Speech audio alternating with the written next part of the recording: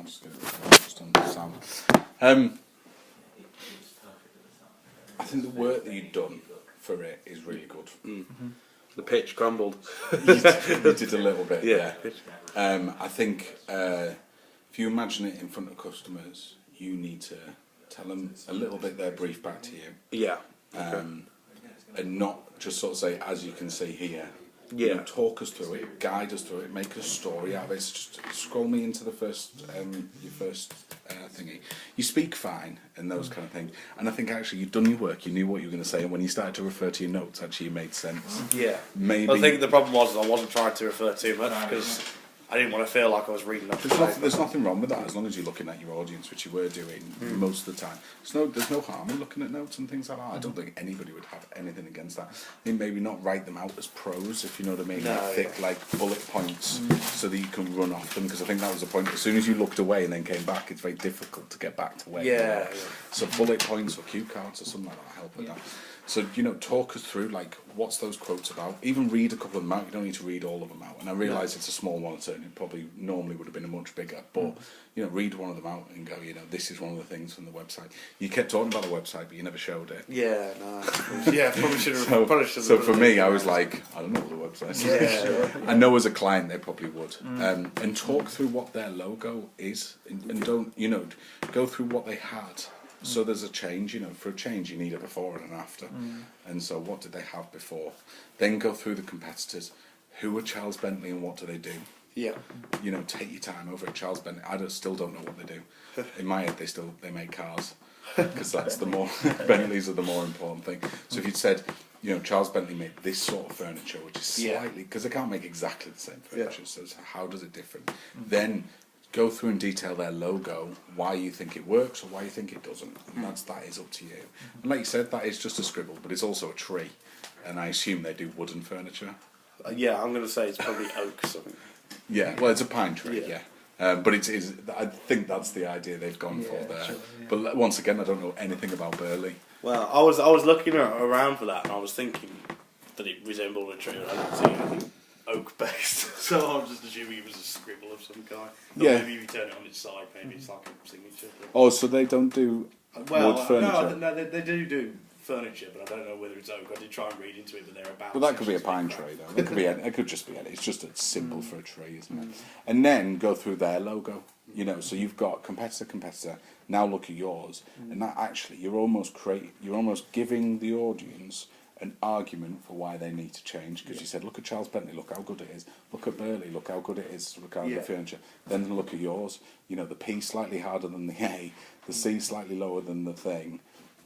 And it's a very difficult logo to understand, whereas they're very clean, modern, and those kind of things. And then you go, but I'd really like to keep your heritage because that's important. Yeah. Flick to your next logo. Yeah. Flick to your next page.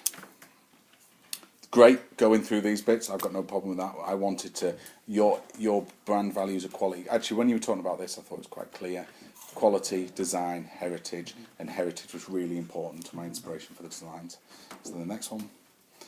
I didn't quite understand this bit. No, this is all a bit sort of compact.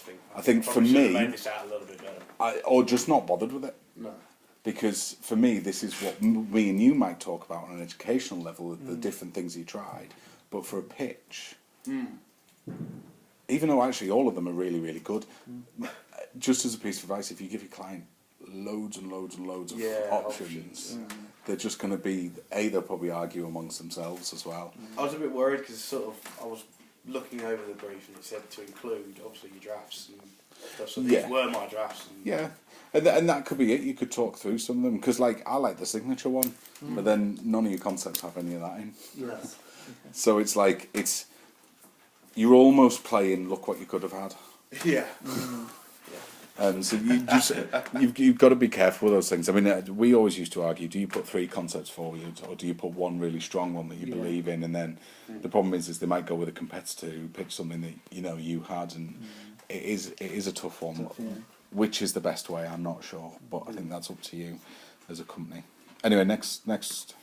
And going through the concepts, actually, I thought you did really well. Once you got into this bit, I thought you were a lot stronger, and it went really well. Yeah. What do you think, Richie?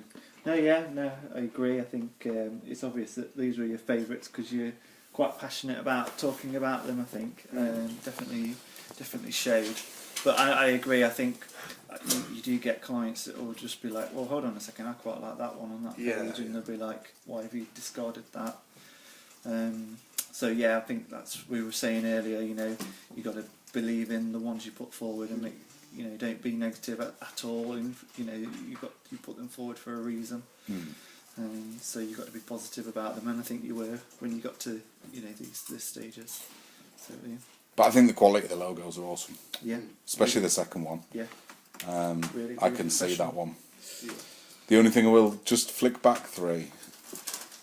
Oh no, back 1. That is just like the bank logo of Lloyd's. Yes. Yeah. So it's like you might be in a bit of trouble with that one. But I was looking at that going, where have I seen that before? Shows the staring you in the face. Yeah, shows the strength of that brand. But yeah, otherwise, you know, it takes guts to get up there and have a go. But I think just have a think about this. I know it sounds really corny, but that story that you're trying to tell, and like Rich said, never say anything negative, even if you hate a design. Just keep it positive. I think I was probably a little bit worried that maybe I was trying to get the educational side probably a bit too far in it, because obviously what I'm used to is probably explaining that sort of stuff, whereas probably should have explained less in a sense. I think not less about the brand itself, but maybe less about the development of it all. And I think you got a bit nervous and you skipped bits, trying to like sort of, you know, conscious that it's going on. Well, too I was long. conscious that we had about 10-15 minutes. Didn't we? Well, as long as it's interesting, it won't matter. But I think like you know, I had to draw you back and say, come on, tell me who Lloyd Pascal are. Client loves to be told who they are. Not in a horrible way, but like in a nice way. You know, tell them about themselves, and it shows that you care. That you've done a little bit of digging into them. Okay, I'll stop that.